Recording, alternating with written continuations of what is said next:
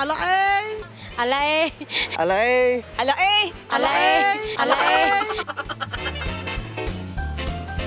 Kalimutan ko, nakakalimutan minsan yung aking mga ginagawa. Kagaya po na ano, ma'am? Kagaya ng pag magluluto, meron nakakalimutan na ingredients na ilagay. Pagpapante!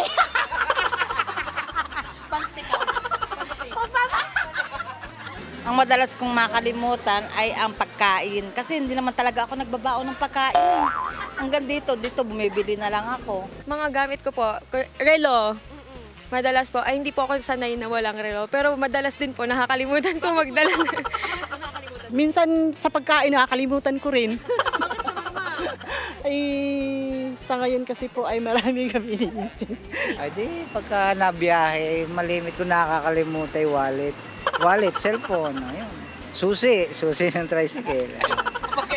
Yung mga gamit po, Kagaya po na. kagaya po ng mga towel. ID, hindi na nabalik. Nalilit na. Yung pagluluto. Kakakal mo ba kasi? Ay, hindi. Minsan nakasigang. Napapagang ang marites. Ayun. Ay, hindi sunog ka. Nasusunog nga kanin.